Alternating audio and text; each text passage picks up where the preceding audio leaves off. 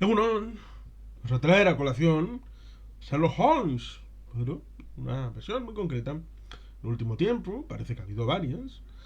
En forma de serie, por ejemplo, Benedict Cumberbatch hizo una serie trayendo el personaje un tanto a la actualidad, pero también tenemos otras, como las explicadas en el canal, como Sherlock Holmes joven, en imaginación, en la película de 1987, acerca de aquel film juvenil. Y hoy también, evidentemente, tenemos ese spin-off aparte, como fue aquel la vida privada de Sherlock Holmes, que fue maltratado porque fue la propia productora la que acabó emitiendo una versión mutilada en contra del propio director. Eso ameritaría una versión del director, pero probablemente nunca la tendremos. Están ambas comentadas en el canal. Sherlock Holmes ha dado para mucho. El personaje de Arthur Conan Doyle, que el autor odiaba profundamente a Sherlock Holmes, pero como le daba de comer,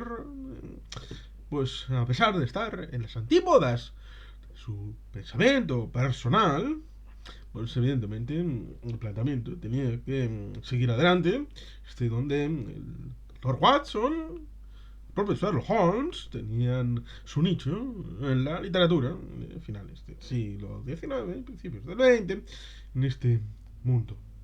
Guy Ritchie nos trae en 2009 esta propuesta en donde el Dr. Watson está interpretado por Jude Law y digamos que Robert Downey Jr. interpreta al personaje estrella, el Sherlock Holmes, en donde, bueno, pues en principio tenemos una historia para introducirnos, en vez de volvernos a contar quién es Sherlock Holmes, por qué viven en donde viven, por qué su relación con los diversos personajes, se ve en acción mientras se va produciendo en la relación con la residencia, con la señora que les guarda, entre ellos, bueno, ahí se ve, o con el jefe de policía de Scotland Yard, estableces ya con ese pequeño matiz que ya un poco se ha socializado respecto al mundo de Sherlock Holmes, simplemente con ese matiz subyacente detrás de la cultura popular, es suficiente para echar a andar con la historia, en donde hay un asesino, el personaje de Lord Henry Blackwood, interpretado por Mark Strong, es un buen malo en la película de Statham, ¿eh? Pero bueno, tenemos un personaje al que le llevan al patíbulo. Hace mucho que no tiene un caso nuevo, Sherlock Holmes. Y a pesar de ello, el doctor Watson le va a buscar porque el personaje de Blackwood, bueno, pues va a ser colgado, va a morir. El doctor Watson, muy puritano en la perfección, quiere llegar hasta último término, la limpieza y el limpieza de expediente. Recordemos, en cuanto a lo de la limpieza, en la película de la vida privada de Sherlock Holmes, aquel taco de polvo que le echaban en cara el haberlo limpiado, porque a través de ese caudal de polvo sabía el año donde había estado ese archivo y por lo tanto era una guía para saber la cronología, un poco la dendrocronología del polvo en aquel elemento archivo, pero digamos que pasando conceptualmente al Dr. Watson en esta película, el personaje de Jude Law quiere hacer el trabajo bien hecho hasta sus últimas consecuencias. Pero precisamente estas consecuencias son inevitables porque si no habríamos tenido o que ir a una historia nueva y que hubiera tenido un caso realmente distinto, el señor Sherlock Holmes, y como hubiera terminado ahí, entonces la película hubiera durado 15 minutos y hubiéramos visto los títulos de crédito. Bueno, aquí, hasta aquí hemos terminado. Sherlock Holmes volverá y todas estas cosas que se suelen decir en las películas de James Bond. Pero no, evidentemente había gato encerrado. ¿Y cuál era el gato encerrado? El personaje de Blackwood no muere. ¿No muere por qué? Porque hay brujas, porque hay meigas, porque hay vudú, o porque bueno, pues es un alma vuelta del Averno para continuar a los lores de Gran Bretaña y devolverle la grandeza en medio del final de la época victoriana. Recordemos que en el año 1901, 10 años después, a donde se establece esta película en 1891, se establece el final mortal de la reina emperatriz Victoria, que había reinado 2/3 del siglo XIX, desde prácticamente el inicio de las guerras carlistas, en el año 1833, prácticamente, se puede decir, hasta precisamente el año 1901, hasta el punto de que su egregio hijo murió un poquito después, en 1910, reuniendo curiosamente a todas las grandes familias, porque en el fondo eran primos, el primo Guillermo de Alemania, el primo Nicolás de Rusia y el querido primo un poco más lejano Alfonso, las Españas, eran todos más o menos familia, y por lo tanto a la muerte de los parientes mayores, eran los británicos, pues ahí se regodeaban en la familiaridad de todas las grandes casas reinantes. Pero dejando de lado ese asunto que está vinculado en parte con la trama de la película, porque vamos fuerte, porque digamos que si en las películas que hemos referenciado, esa juvenil de 1987 o esta de en el ámbito más íntimo y privado, como complemento de lo que no se sabe, se hablan de casos un poco más primitivos, como el que sucede en la propia escuela, con ese como el profesor Etar en la película más juvenil, o en el ámbito de, bueno, pues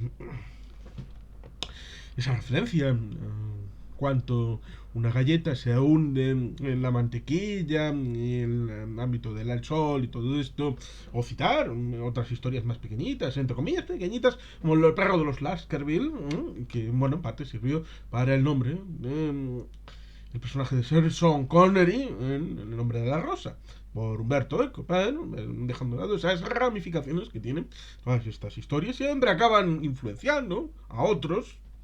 Aquí parece que otras películas han influenciado a Guy Ritchie para establecer una historia un poco más así, con ritmo, y un poquito steampunk, sin estridencias, pero un poquitín steampunk, aunque en principio el legado más habitual de Sherlock Holmes no estaría tan ligado al concepto steampunk, aunque sí con la idea de tecnología un poco avanzado, y que siempre tenía conocimientos, inventos, y que siempre una persona bien despierta, hasta para apropiarse de cachivaches que se los inventaba él mismo.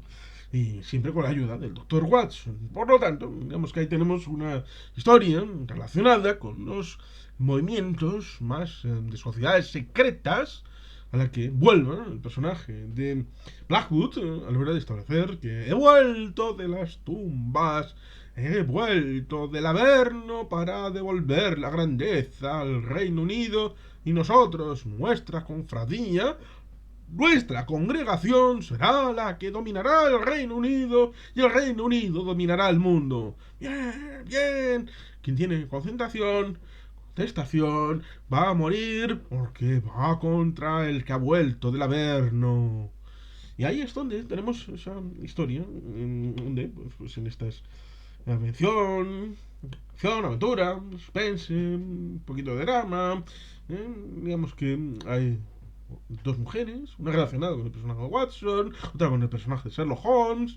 Hay un fantasma por ahí, no tiene encarnación, que está un poco detrás, colateralmente, que tendrá importancia luego en la siguiente película. Pero es eso, es una historia. Tal vez lo que se puede decir es que es evidentemente disfrutable, es entretenida, muy entretenida. Por eso tal vez tuvo cierto éxito esta coproducción Reino Unido, Estados Unidos, Australia, curiosamente.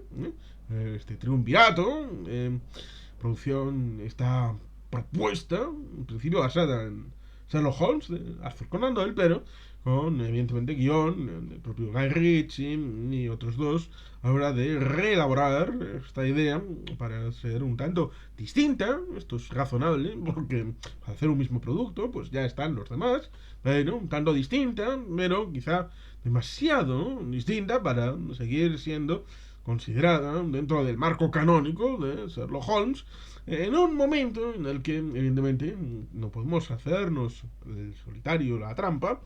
En el año 2008, esta es una película de 2009, en el 2008 ha encarnado Robert Downey Jr. a Iron Man.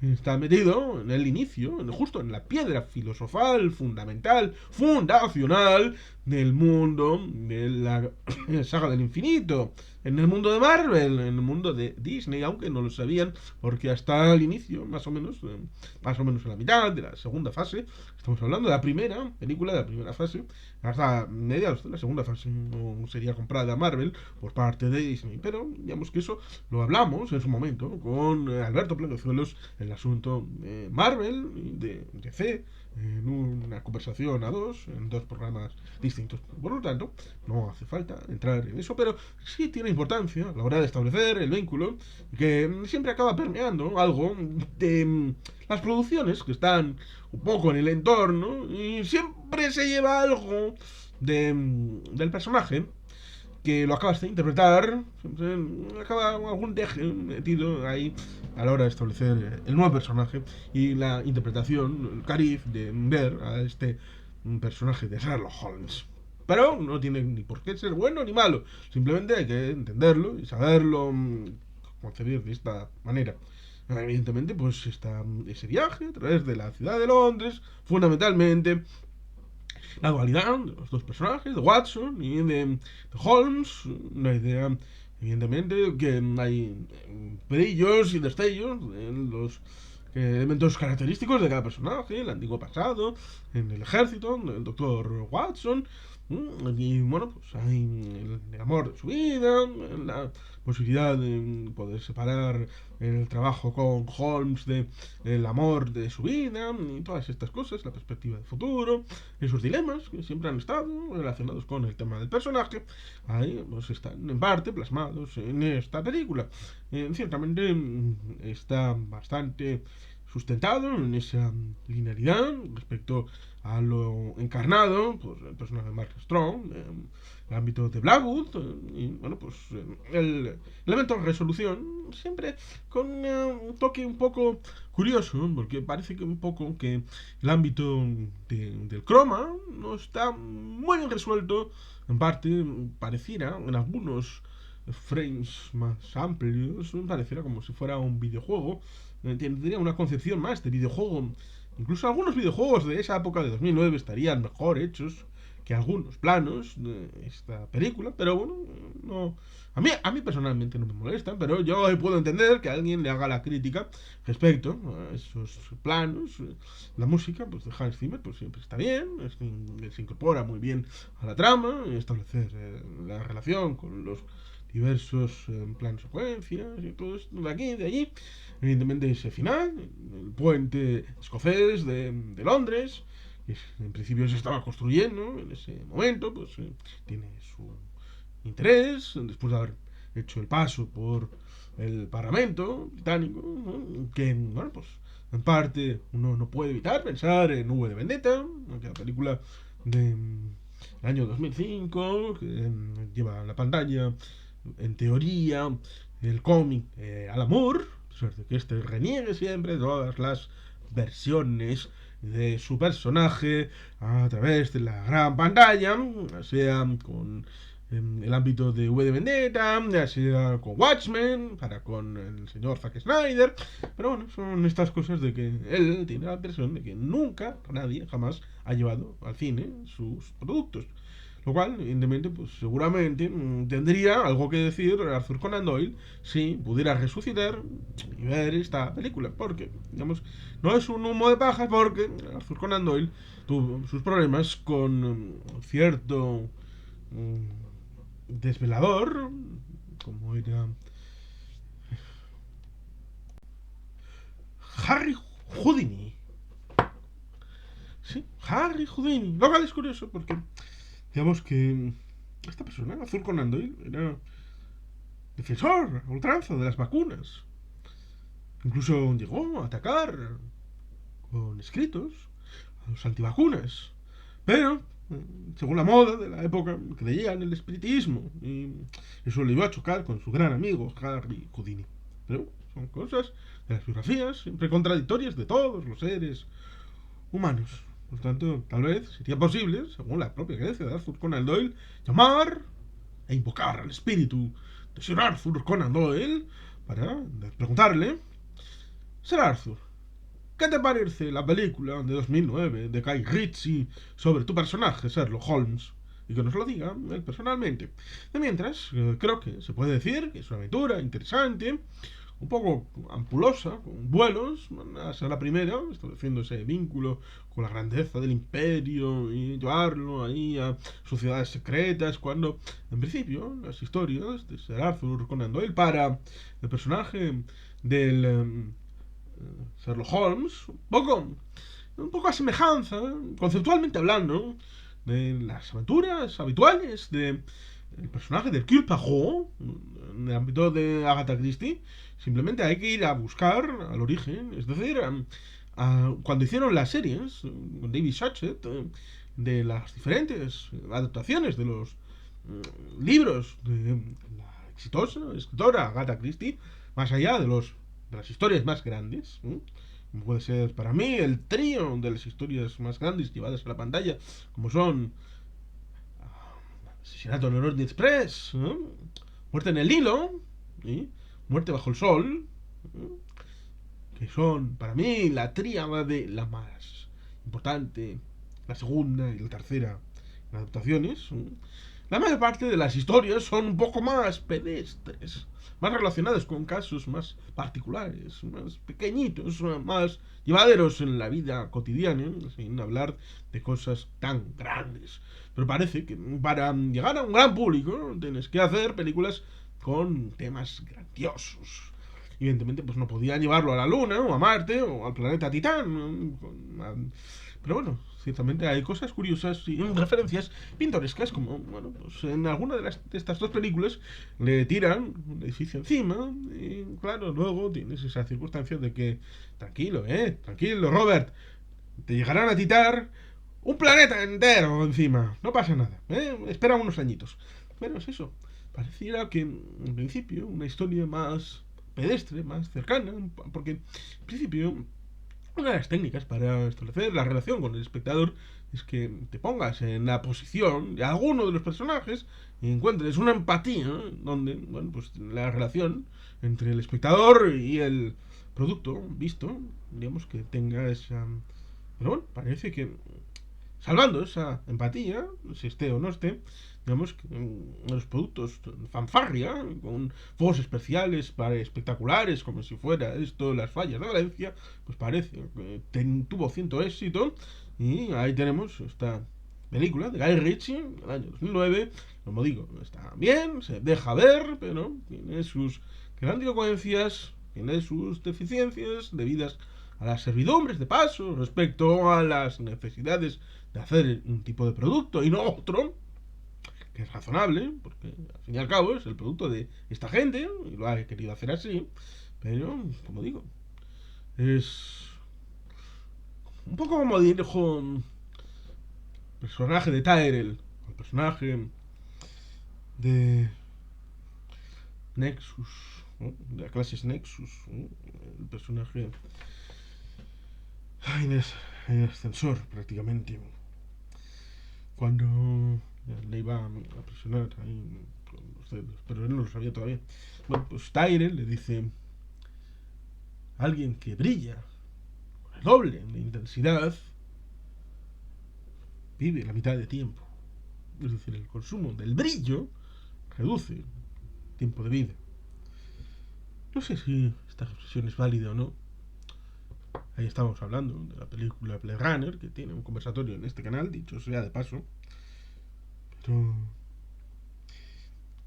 es la razón por la que el fogonazo tan intenso de esta fanfarria Sherlock Holmes en esta película y en la continuación, que ya hablaremos dentro de un tiempo,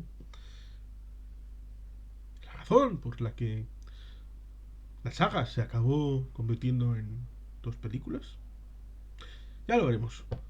Y hasta aquí lo dejamos. Simplemente recomendarla, que cada cual tenga su propia versión, su propia visión. Y si no conoces a este Sherlock Holmes y conoces a otros, completa.